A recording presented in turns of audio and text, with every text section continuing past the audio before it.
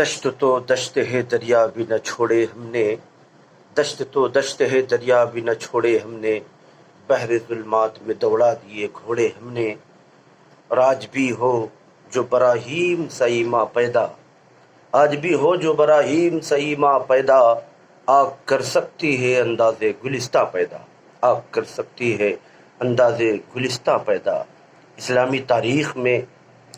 ایسے ایسے نمونے، ایسے ایسے واقعات ملتے ہیں جو ایمان کو تر و تازہ کر دیا کرتے اور اللہ تعالیٰ پر یقین کامل کر دیا کرتا ہے۔ حضرت عقبہ ابن نافع علیہ رحمۃ الرضوان کے تعلق سے ایک واقعہ ملتا ہے کہ علامہ ابن اسیر نے اپنی کتاب میں نقل فرماتے ہیں کہ عقبہ ابن نافع افریقہ کے جنگل میں، ایسے جنگل میں جہاں بہت سارے درندے پرندے اور بہت سارے سانپ، ایک سے ایک دہشت ناک قسم کے کیڑے مکوڑے تھے، اس جنگل میں جا کر حضرت عقبہ ابن نافع فرماتے ہیں کہ اے جنگل کے درندوں پرندوں سانپوں شیروں جو بھی ہو، یہاں سے تم چلے جاؤ، اس لیے کہ یہاں پہ محمد صلی اللہ علیہ وسلم کی امت، ان کے صحابی، ان کے فوجی رہنا چاہتے ہیں اور وہ اس جنگل میں اپنا بسیرا کرنا چاہتے ہیں۔ اور یہ فرمایا ابن نافع نے کہ جتنے بھی چرند پرندے ہو یہاں سے چلے جاؤ، اگر نہیں گئے تو ہم تمہیں قتل کر دیں گے۔ اتنا ان کا کہنا تھا، اتنی بات ارشاد فرمانی تھی ابن نافع کو کہ جنگل کے جتنے بھی چرند پرند جو بھی تھے، سانپ بچھو شیر جو بھی اس جنگل میں تھے، وہ سب اپنے بچوں کو لیا اور بچوں کو لینے کے بعد دوسرے جنگل کی طرف روانہ ہو گئے۔ یہ ایمان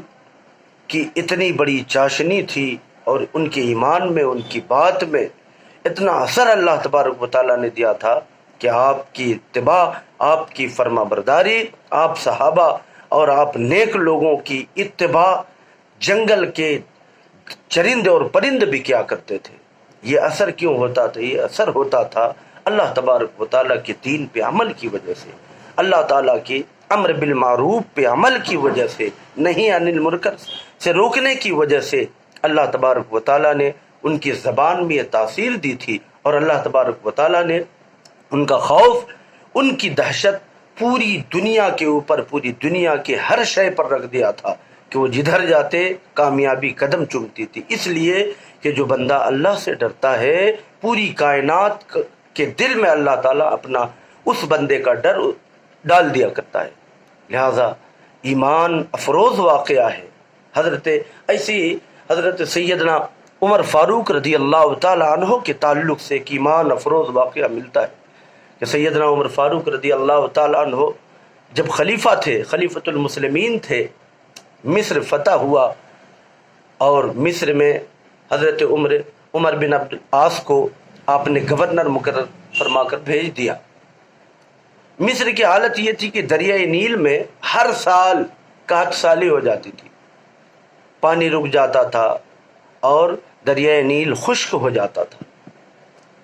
وہاں کا ایک پرانے دور سے ایک رسم و رواج کفار و مشرکین کے وقت کا چلا آ رہا تھا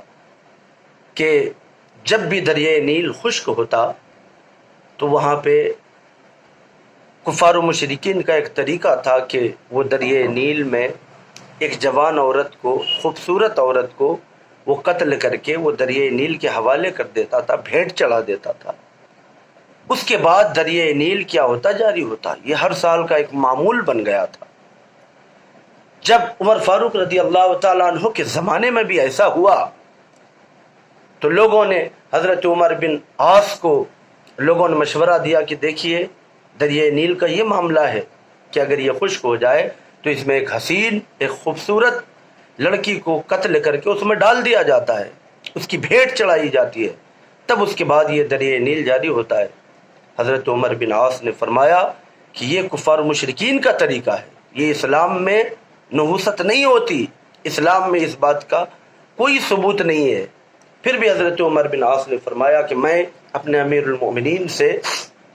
مشورہ کر کے آگے کا کام کروں گا، آگے کی کاروائی کروں گا۔ حضرت عمر بن عاص نے حضرت عمر فاروق رضی اللہ تعالیٰ عنہ کو خط لکھا، کہا امیر المومنین یہاں کا معاملہ ایسا ہے، جو بھی دریائے نیل کی جو بھی بات تھی عوام کے اندر، اور وہ جب بھیٹ لیتا تھا اس کے بعد جاری ہوتا تھا، تو آپ نے خط میں لکھا۔ حضرت عمر فاروق رضی اللہ تعالیٰ عنہ کا ایمان تھا، اور عمر فاروق رضی اللہ تعالیٰ عنہ کی اللہ تبارک و تعالیٰ کی بارگاہ میں ایک ایسا ان کا مقام تھا، ان کا مرتبہ تھا کہ خدا کی قسم اللہ کے پیارے رسول صلی اللہ علیہ وسلم کو بہت سے مقام پر جب عمر فاروق رضی اللہ تعالیٰ عنہ نے کوئی مشورہ دیا تو اللہ تبارک و تعالیٰ نے حضرت عمر فاروق رضی اللہ تعالیٰ عنہ کے مشورے کے مطابق اللہ تبارک و تعالیٰ نے قرآن پاک نازل فرما دیا، اور نازل فرما کر حضرت عمر فاروق کی تائید فرما دی۔ وہ عمر فاروق ہیں جن سے شیطان بھی ڈرتا تھا، وہ عمر فاروق ہیں جنہوں نے اسلام کا بڑا کام کیا ہے۔ وہ عمر فاروق رضی اللہ تعالیٰ عنہ کے پاس جب خط پہنچا تو سیدنا عمر فاروق رضی اللہ تعالیٰ عنہ نے فرمایا، خط لکھا دریائے نیل کے نام۔ آج تو ہم اپنے بال بچوں کے نام بھی خط لکھتے ہیں، آج ہم اپنے دوست و احباب کے نام بھی خط لکھتے ہیں، آج ہم اپنے بال بچوں سے بھی اگر کوئی بات کہتے تو نہیں مانتا ہے، حالانکہ زندگی ہم گزار دیتے ہیں، زندگی محنت کرتے، مزدوری کرتے، پردیس میں زندگی گزار کر نہ جانے کتنی تکلیفیں برداشت کرتے ہیں، اور برداشت کر کے کما کے مصیبت سے تکلیف سے، اور ایسی کمائی کے ساتھ جب ہم اپنے بال بچوں کو بھی پالتے ہیں تو وہ بچے بھی ہماری باتیں نہیں سنتے۔ لیکن ماننا پڑے گا آپ کو اور ہمیں کہ جو اللہ تبارک و تعالیٰ کا ہو جاتا ہے، جو ہر کام اپنا اللہ تبارک و تعالیٰ کی اوپر ڈال دیتا ہے نا، اللہ پر بھروسہ کر لیتا ہے، اللہ تبارک و تعالیٰ پوری کائنات کے اوپر اس بندے کو محافظت دے دیتا ہے۔ اللہ تعالیٰ پوری کائنات کے اوپر اس بندے کو قوت اور طاقت دے دیتا ہے کہ بندہ جو بھی کہے وہ چیز اسے قبول کر لیا کرتی ہے۔ عمر فاروق رضی اللہ تعالیٰ عنہ نے کس کے نام؟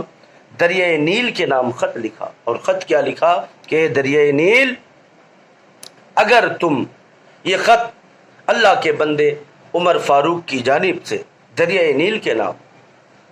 آپ نے فرمایا دریائے نیل اگر تو اللہ تعالیٰ کے حکم سے چلتی ہے تو میں تمہیں اسی خدا کا واسطہ دے کر، میں تمہیں اسی خدا کی بارگاہ میں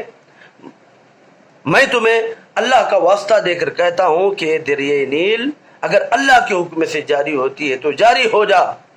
اور اگر تو اپنے حکم سے چلتی ہے، اپنی مرضی سے چلتی ہے، اگر تیرے اندر روانی اپنی طبیعت سے آتی ہے، اللہ تعالیٰ کا کوئی عمل دخل نہیں ہے، تو اے دریائے نیل اگر تو اپنی مرضی سے چلتی ہے تو مت چل، لیکن اگر تو اللہ کی مرضی سے چلتی ہے تو اللہ کا بندہ عمر تمہیں حکم دیتا ہے کہ جاری ہو جا۔ یہ ایمان کی قوت تھی، طاقت تھی، حرارت تھی،